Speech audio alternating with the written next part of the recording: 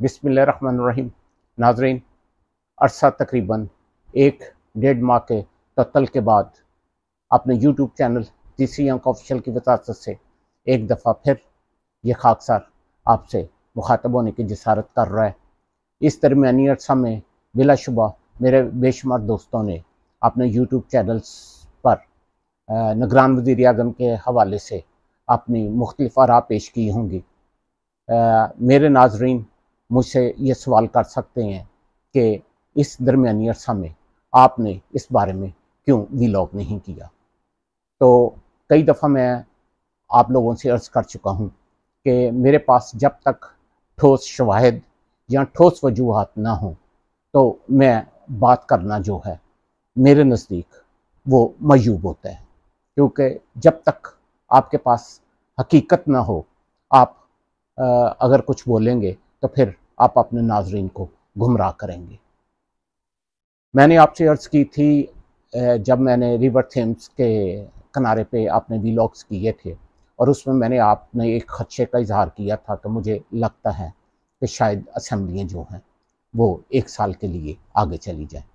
उन्हीं दिनों में पाकिस्तान से भी सियासी क़यादत और लंदन में बैठी पाकिस्तान से कुछ लोग उसमें मफरूर कहते हैं, क्योंकि अदालत में अभी तक वो बरी नहीं हुए, तो वहाँ से वो जो बैठे हुए हैं वो भी दुबई आए थे। तो उस हवाले से मुख्तलिफ बातें चल रही थी कि वहाँ पे कुछ मीटिंग्स हो रही हैं, वो इसी निगरान वज़ारत उज़्मा के हवाले से होंगी। और कुछ दोस्त तो बड़े यकीन के साथ कह रहे थे कि नवाज़ शरीफ साहब जो हैं वो अब दुबई से जद्दा और जद्दा से फिर वो पाकिस्तान आ रहे हैं।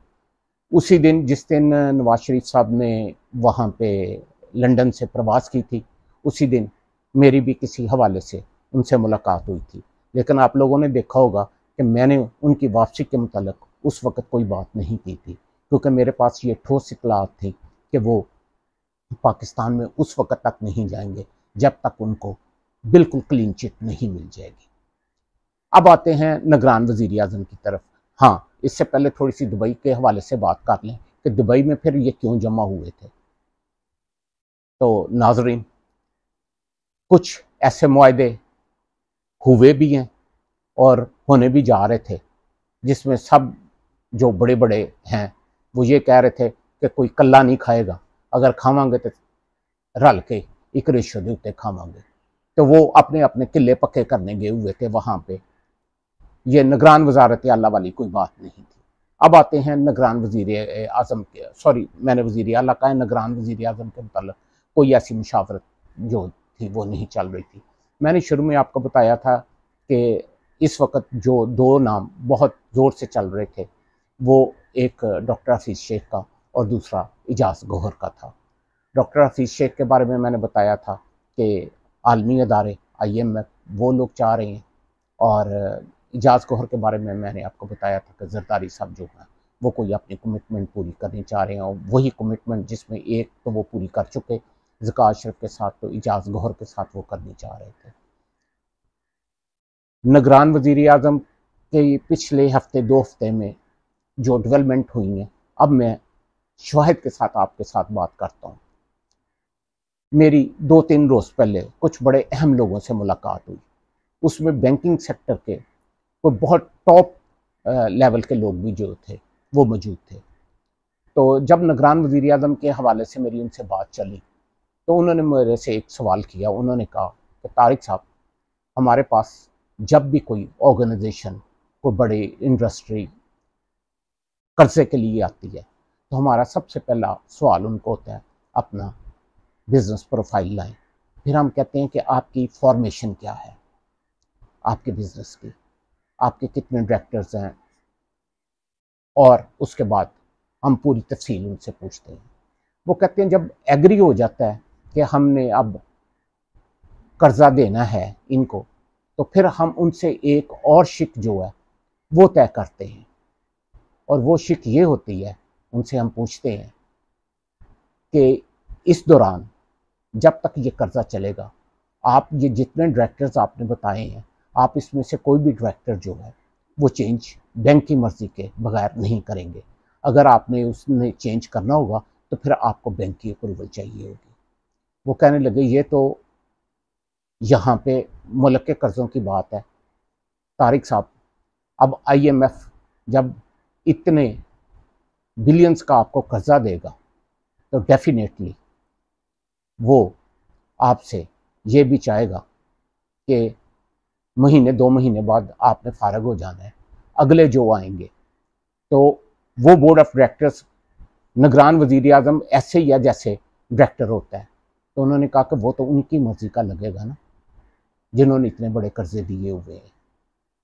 तो ये तकरीबन बातें जो हैं पिछले हफ्ते 1.5-2 हफ्ते में जब शहबाज शरीफ साहब की IMF की वो जो डायरेक्टर हैं या मैनेजिंग डायरेक्टर MD कह लें, उनसे मुलाकात हुई थी, उसमें भी यही शोटिस दी गई थी। क्योंकि पहले बात हुई थी, उन्होंने कहा था कि हमें ये गारंटी दें कि ये जो हमारे साथ मुआहदा हो रहा है आपका, ये जो हम आपको प्लान दे रहे हैं, इस पे कैसे अमल होगा, क्योंकि 2-3 दफ़ा तो आप प्रोग्राम को आगे जो है उससे डेविएट कर चुके हैं, तो हमें क्या श्योरिटी है।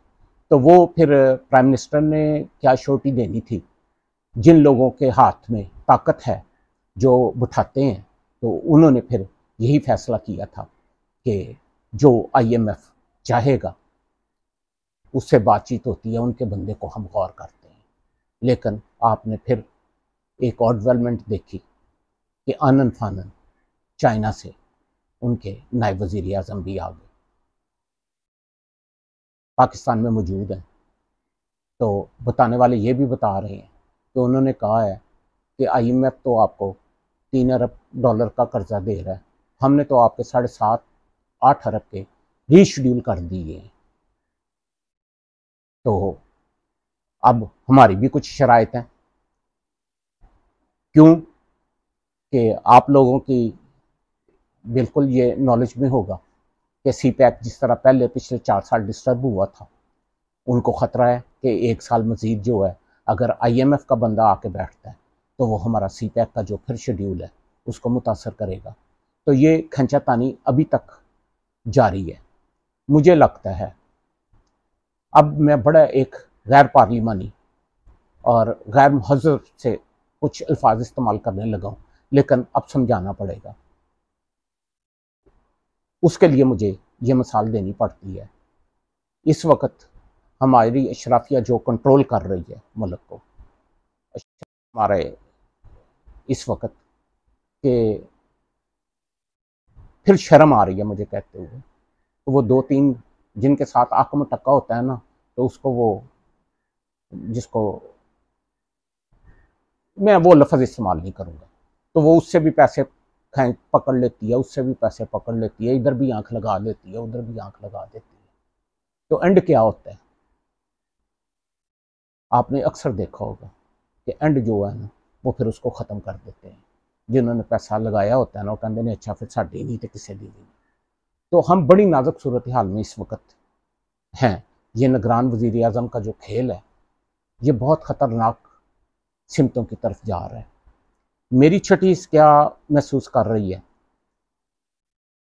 पहले मैं भी कन्विंस हो गया हुआ था आज से 3-4 रोज़ पहले डॉक्टर हफीज़ शेख के मुताबिक, लेकिन शायद अब कोई फौजी साहब जिसको मिडल ईस्ट के ममालिक की भी सपोर्ट हासिल हो और जिसने अपने दौर में CPEC के मुतल्लिक भी थोड़ा सा अमल दरामद किया हो, वो अशारा आप मेरे यहाँ समझ गए होंगे, शायद उस पर कोई कंप्रोमाइज़ हो जाए। अगर वो ना हुआ तो एक और मुल्क के एक कानूनदान है, उनके साथ भी बातचीत चल रही है, तो देखें कुरा किसके नाम निकलता है। लेकिन ये तय है कि जो भी निगरान वज़ीर आज़म बनेगा उसमें सबसे बड़ी अशीरबाद जो है जिसको IMF की होगी वही बनेगा। तो सिनेरियो सारा मैंने आपके सामने रख दिया है। बैंक की मैंने आपको मिसाल दे दी है कि जो पैसा इन्वेस्ट करते हैं वही अपना बंदा लाते हैं। इसलिए दाएं बाएं आएं शाएं करने की ज़रूरत नहीं है, तेल देखें।